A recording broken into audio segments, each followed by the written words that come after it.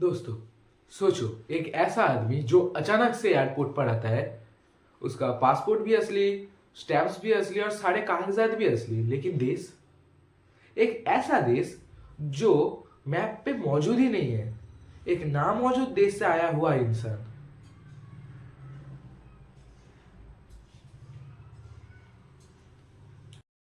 नमस्कार दोस्तों, स्वागत है आपको युगांत के एक और नए वीडियो पर।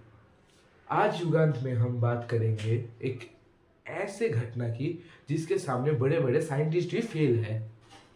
1954 टोक्यो का हानेदा एयरपोर्ट, वहाँ पे एक ऐसा आदमी आता है जो अपने देश का नाम बताता है टॉरेट, जो देश असली में मौजूद ही नहीं है। तो आज युगांत में हम बात करेंगे इस स्टोरी की, the man from torrid. 1954 Tokyo का हनेदा एयरपोर्ट पर एक विजिट टर्मिनल पर लोग आते हैं और अपना पासपोर्ट, अपने बैग वो सब चेक करते हैं। लेकिन उसी वक्त उस लाइन पे आता है एक आदमी, एक मिडिल एज्ड यूरोपियन आदमी। उसके हाथ में एक ब्रीफकेस था, वो एक सूट पहना हुआ था और पासपोर्ट था। जब वहाँ के जो सिक्योरिटी गार्ड्स थे, वो जब उनका पासपोर्ट चेक करते, वहीं से शुरू होता है इस दुनिया का सबसे बड़ा रहस्य का।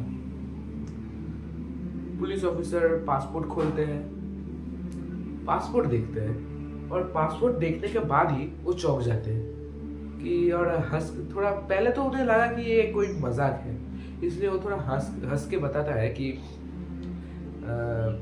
ये क्या है, आपके पासपोर्ट पे जिस देश का नाम है वो देश तो एग्जिस्ट ही नहीं करता।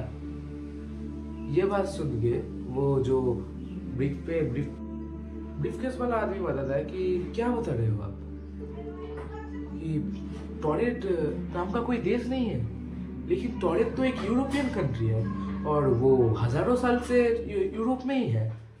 और वो बताता है कि इससे पहले वो जापान बहुत बार आया था और वो एक होटल में भी ठहरता था। ऐसा कई कई बातें वो बोल रहे थे।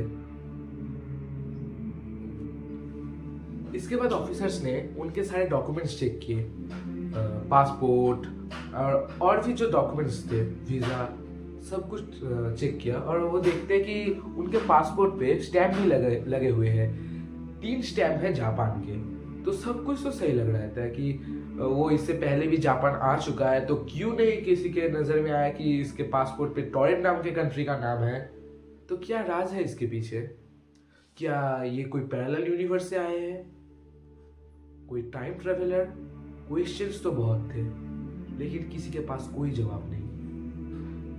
इसी के बीच में वो जो आदमी था टॉरेट से आया हुआ, वो आदमी ने ऑफिसर्स को एक होटल का स्लिप दिया, जिस होटल में वो इससे पहले आके ठहर चुके थे। ऑफिसर्स ने उस होटल पे फोन किया और फोन करने के बाद उनको पता लग रहा है कि हाँ, ये होटल का स्लिप तो उनका ही है और ये बुकिंग भी हुआ था, लेकिन वो कह रहे हैं कि टॉरेट से आया हुआ कोई आदमी ये बुकिंग नहीं किया था। ऑफिसर्स वर पजल्ड और वो जो आदमी था वो इरिटेटिंग दिख रहा है। तो फिर कौन था ये आदमी? इसके बाद उस आदमी ने अपना जो जापान आने का रीजन था वो भी बताया कि उसका कोई बिजनेस मीटिंग था, कोई बिजनेस डील था, जिसके लिए वो जापान आते रहता था। उसके बाद उसने वो कंपनी का भी नाम बताया जिसके साथ उसका डील था। तब ऑफिसर्स ने उस जो कंपनी है उस कंपनी में भी फोन लगाया, तो कंपनी लोग बोलते हैं हाँ, हम इस लोग को पहचानते हैं, लेकिन ये आदमी कभी जापान आया नहीं था इससे पहले। तो इसके बाद ऑफिसर्स ने उस आदमी को एक होटल के एक रूम में उस रात के लिए बंद कर दिया था। बाहर 4 ऑफिसर्स थे और उसके साथ ही उस रूम के अंदर ही वो आदमी और उसका जो ब्रीफकेस था, पासपोर्ट वगैरह जो भी था, वो उस रूम में ही था। इसके बाद अगले दिन जब ऑफिसर्स उस दरवाजे को खोलते हैं और अंदर जाते हैं, तो क्या देखते हैं कि वो जो आदमी था वो उस रूम में है ही नहीं। कैसे हो सकता है ये? क्योंकि दरवाजा बाहर से लॉक था, विंडोज सील्ड थे, तो कैसे एक आदमी वहां से भाग सकता है? या कोई सीक्रेट पैसेज भी नहीं था उस रूम से कि कोई आदमी वहां से भाग सकता है? तो कहां गया वो? ये क्वेश्चन आज भी है। लेकिन हाँ, इसके पीछे का जो राज है वो भी बताता हूँ।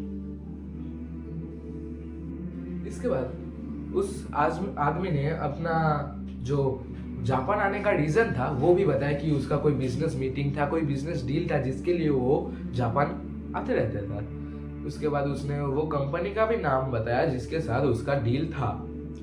तब ऑफिसर्स ने उस जो कंपनी है उस कंपनी में भी फोन लगाया, तो कंपनी लोग बोलते हैं हाँ हम इस लोग को पहचानते हैं, लेकिन यह आदमी कभी जापान आया नहीं था इससे पहले। तो इसके बाद ऑफिसर्स ने उस आदमी को एक होटल के एक रूम में रात के लिए बंद कर दिया था। बाहर 4 ऑफिसर्स थे और उसके साथ ही उस रूम के अंदर ही वो आदमी और उसका जो ब्रीफकेस था, पासपोर्ट वगैरह जो भी था वो उस रूम में ही था। इसके बाद अगले दिन जब ऑफिसर्स उस दरवाजे को खोलते हैं और अंदर जाते हैं तो क्या देखते हैं कि वो जो आदमी था वो उस रूम में है ही नहीं। कैसे हो सकता है ये? क्योंकि दरवाजा बाहर से लॉक था, विंडोज सील्ड थे, तो कैसे एक आदमी वहां से भाग सकता है? या कोई सीक्रेट पैसेज भी नहीं था उस रूम से कि कोई आदमी वहां से भाग सकता है? तो कहां गया वो? ये क्वेश्चन आज भी है। लेकिन हाँ, इसके पीछे का जो राज है वो भी बताता हूं। अगले ही दिन न्यूज़पेपर पे एक छोटी सी रिपोर्ट आती है कि एक आदमी था जिसके पास एक ऐसे देश का पासपोर्ट था जो देश इस पृथ्वी पे मौजूद ही नहीं है। और इस रिपोर्ट को जो आम जनता थे उन्होंने ट्विस्ट डाल डालकर इस रिपोर्ट को बना दिया कि एक टाइम ट्रेवलर, एक पैरेलल यूनिवर्स से आया हुआ आदमी। लेकिन असल में तो ये कुछ था ही नहीं। लेटर रिपोर्ट्स ने ये कंफर्म किया कि ये जो कॉनमैन था ये कोई टाइम ट्रेवलर नहीं है, ये पहले भी पकड़ा गया था 5 साल पहले, लेकिन तब कैसे भी ये भाग गया था। लेकिन लोगों ने इसे इतना मसाला डाला कि इतना ट्विस्ट डाला कि एक मिस्ट्री स्टोरी बन के रह गया। तो क्या वो जो कहानी था वो क्या गलत है? द मैन फ्रॉम टॉरेंट का स्टोरी क्या झूठ है? असल में सच क्या है मालूम है? सच यह है कि घटना बदलती रहती है। घटना कुछ और है और बताया जाता कुछ और। ऐसे ही एक कॉनमैन की स्टोरी बन गया द मैन फ्रॉम टॉरेंट की स्टोरी। मुझे पता नहीं कि ये सच है कि झूठ। आप लोगों को क्या लगता है कि सच में वही कॉनमैन 1954 में भी आया था, या फिर वो कोई और था, कोई टाइम ट्रेवलर या फिर कोई पैरेलल यूनिवर्स से आया हुआ? आप अपनी राय कमेंट्स में दीजिए। और अगर युगान का ये वीडियो पसंद हुआ तो एक लाइक, एक कमेंट और एक सब्सक्राइब कर दीजिए। और अगर कुछ गलत लगा तो वो भी बता दीजिएगा। मैं जितना मैं कर सकता हूँ उन टॉपिक्स को कवर करूँगा। और अगर कोई स्टोरी इसके बाद चाहिए तो वो भी कमेंट कर दीजिए। धन्यवाद।